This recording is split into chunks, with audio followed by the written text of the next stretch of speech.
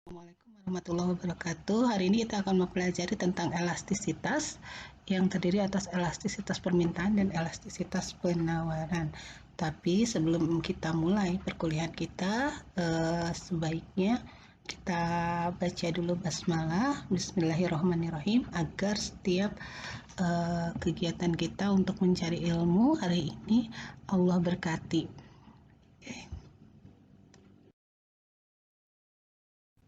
Elastisitas,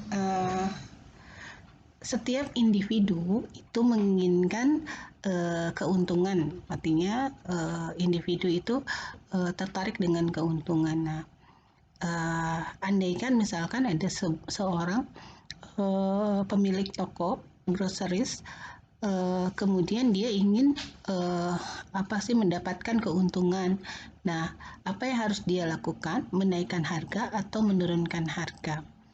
Di sini konsep elastisitas akan sangat membantu sekali pengambilan keputusan yang dilakukan oleh si pemilik toko tadi gitu. Kenapa? Karena tidak setiap barang itu kita naikkan harganya akan memberikan keuntungan yang banyak, atau kita turunkan harganya juga memberikan keuntungan yang banyak gitu. Nah, artinya nanti setiap benda atau setiap barang ataupun jasa itu memiliki kalau kita sebut elastisitas itu kita bayangkan ketika kita meregangkan karet atau karet gelang ya, itu kan punya daya regangnya masing-masing. Nah sama, setiap benda itu juga memiliki daya regangnya masing-masing. Artinya dia punya kapasitas sejauh mana sih dia bisa menjangkau harga tersebut gitu, atau sebaliknya bagaimana si demand atau misalnya permintaan atau rumah tangga yang meminta barang tersebut menghargai elastisitas atau daya regang dari benda atau barang tersebut. Oleh karena itu kita perlu sekali mempelajari tentang elastisitas ini ya. Nah, sebelum lebih lanjut, tadi pertanyaan tadi belum dijawab, perlukah kita menaikkan harga atau menurunkan harga? Tadi jawabannya adalah tergantung kepada bendanya. Maksudnya apa? Ada benda tertentu yang kita naikkan harganya itu tidak akan mempengaruhi permintaan dari benda tersebut. Contoh kasus misalkan listrik, ketika PLN menaikkan harga listrik itu tetap saja permintaan listrik tidak akan berkurang terlalu banyak. Kenapa? Karena tingkat kebutuhan dari listrik itu merupakan kebutuhan utama. Sebaliknya, ketika misalkan kita seorang produsen misalkan produsen donat misalkan, ketika kita menaikkan harga donat kita jauh dari harga donat lainnya, misalnya kita bikin donat sendiri kemudian harganya 5.000 sementara donat lainnya harganya Rp2.000, otomatis permintaan donat kita akan cenderung turun gitu, sehingga orang akan lebih memilih donat yang harganya Rp2.000 misalkan dengan kualitas yang sama. Jadi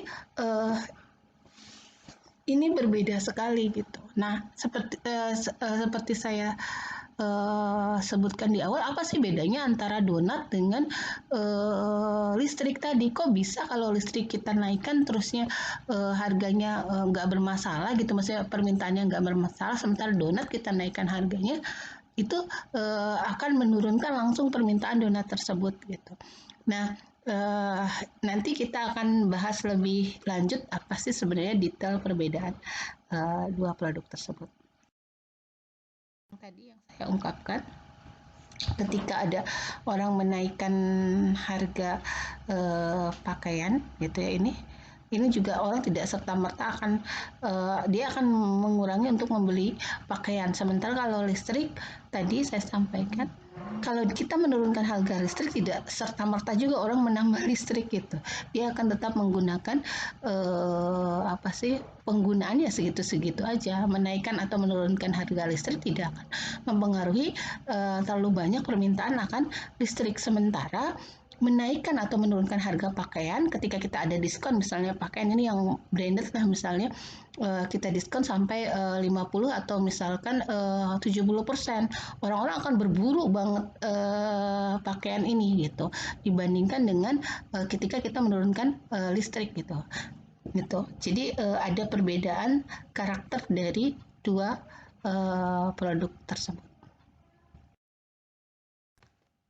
Sekarang apa sih yang dimaksud dengan elastisitas permintaan? Elastisitas permintaan itu mengukur perubahan relatif dalam jumlah unit barang yang dibeli sebagai akibat perubahan salah satu faktor yang mempengaruhinya. Jadi sebenarnya dia mengukur elastisitas permintaan itu mengukur seberapa banyak sih perubahannya yang dilakukan kalau misalkan ada perubahan dari faktor yang mempengaruhinya. Kemarin kita belajar faktor-faktor yang mempengaruhi permintaan itu misalnya harga barang itu sendiri, kemudian taste, kemudian kebijakan pemerintah dan lain-lain. Nah, kalau misalnya ada salah satu faktor itu saja yang berubah, berapa banyak sih jumlah perubahan yang diminta gitu. Itu yang disebut dengan elastisitas permintaan gitu.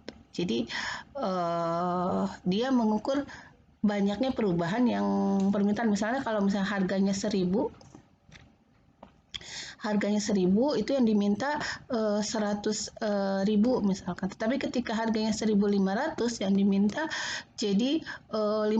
Nah, kalau kemarin di keseimbangan tuh atau di mekanisme pasar hanya melihat naik turunnya harga saja gitu, kemudian itu oh iya gitu nanti permintaannya akan turun. Nah, kalau di elastisitas permintaan itu dilihat berapa banyak sih turunnya gitu. Nah, itu yang akhirnya membedakan antara keseimbangan dengan elastisitas.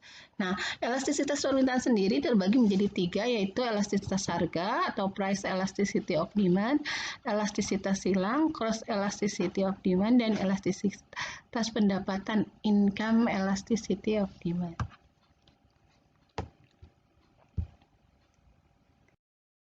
Elastisitas harga tentunya karena dia sebutnya elastisitas harga, tentunya mengukur berapa persen permintaan terhadap suatu harga barang bila harganya berubah sebesar 1%.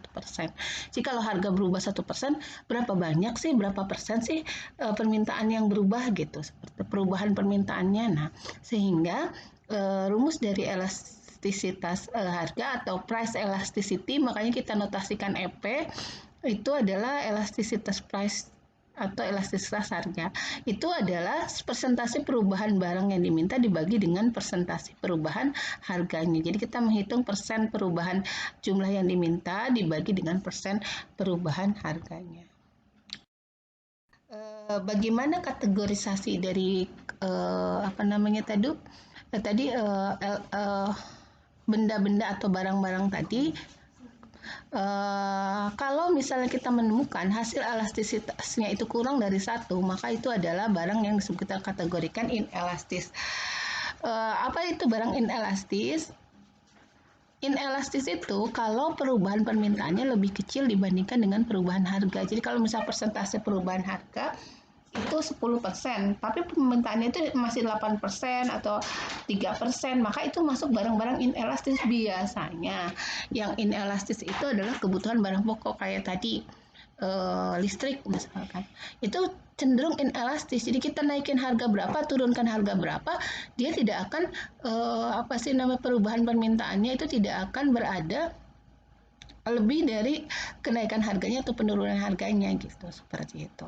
Jadi kalau misalnya harganya naik 100 per bulannya naik 50%, bahkan kemarin misalkan 100%, ya yang diminta listriknya segitu-gitu juga gitu, nggak akan ya diturunkan sih tapi nggak akan sampai turun banget gitu. Jadi itu barang-barang yang cenderung sulit untuk berubah permintaannya, itu barang inelastis. Atau contoh kasus lainnya adalah sayuran misalkan.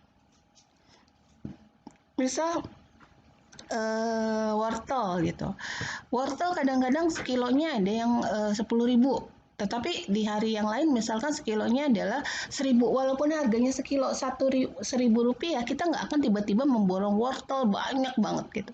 Nggak seperti itu. Paling ya kita membeli lebih banyak tapi tidak sangat banyak gitu. Jadi sesuai dengan kebutuhannya aja. Paling sebanyak-banyaknya kalau untuk di keperluan sendiri paling 1 kilogram gitu. Nggak akan, walaupun harganya 1.000 rupiah atau paling banyak 2 kilogram gitu. Jadi dia rigid gitu. Barang-barang yang memang tidak terlalu elastis, tidak apa yang namanya nggak mengikuti perubahan harganya gitu. Kemudian kalau yang lebih dari satu elastis, ini perubahan harga suatu barang yang menyebabkan perubahan permintaan yang besar. Kalau ini kebalikan dari inelastis tadi, barang yang elastis itu. Jadi biasanya dia lebih banyak gitu, maksudnya tuh kalau kita turunkan harganya itu permintaannya akan jauh lebih banyak. Biasanya contohnya ada barang elektronik atau barang mewah, misalkan ada TV tiba-tiba diskon 70%, itu yang tadinya TV beli 2 saja, ada yang beli 1, orang-orang jadi pada beli TV, mumpung murah, atau rumah gitu, kayak gitu. Itu biasanya, atau pakaian yang branded gitu, kayak gitu, itu biasanya jauh lebih banyak. Kemudian kalau elasticity price sama dengan 1, itu disebut dengan elastis unitary. Jadi besarnya persentase perubahan harga sama dengan persentase perubahan permintaan. Jadi kalau kita turunkan harga 10%, maka permintaannya juga berubah, turun 10%. Kalau kita naikkan harga 10%, maka permintaannya naik juga 10%. Kemudian ada barang yang elastisitas price sama dengan 0 atau disebut inelastis sempurna.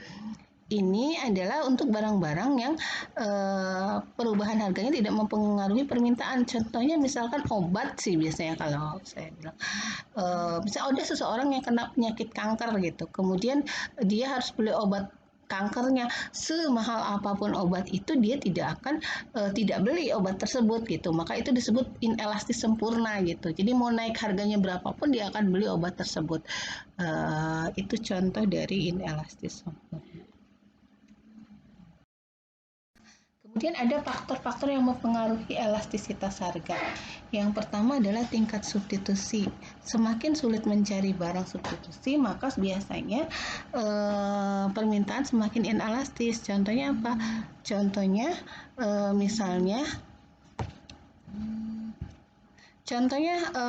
adalah misalkan telur itu substitusinya ya barang penggantinya nggak ada gitu. Nah itu maka dia semakin inelastis. Atau misalnya contoh lainnya adalah listrik tadi. Kita mengganti listrik dengan apa? Misalkan dengan lampu cemprong. Itu kan akan berbeda. Kita nggak bisa ngecas pakai lampu cemprong dan lain-lain. Makanya itu semakin inelastis. Kemudian jumlah pemakaian, semakin banyak pemakainya maka permintaan barang semakin inelastis. Kemudian proporsi kenaikan harga terhadap pendapatan konsumen ini juga sama. Kemudian jangka waktu, jika jumlah proporsinya besar maka permintaan cenderung semakin lebih elastis. Kemudian ada elastisitas silang. Elastisitas silang ini mengukur persentase perubahan permintaan suatu barang sebagai akibat perubahan harga barang lain sebesar 1%. Jadi persentase perubahan jumlah barang yang diminta dibagi dengan perubahan barang harga. Harga barang Y-nya. Elastisitas pendapatan ini hanya berubah objeknya, jadi mengukur berapa persen permintaan terhadap harga barang bila pendapatannya berubah. Kalau misalnya pendapatan kita berubah, berapa sih perubahan permintaannya gitu biasanya. Itu kita notasikan EI. EI itu adalah elastisitas income. Jadi persentase perubahan barang yang diminta dibagi persentase perubahan pendapatannya. Tawaran itu adalah angka yang menunjukkan berapa persen jumlah barang yang ditawarkan berubah jika harga barang berubah 1%. Faktor yang menentukan misalnya jenis produk, sifat perubahan biaya produksi, dan jangka waktu.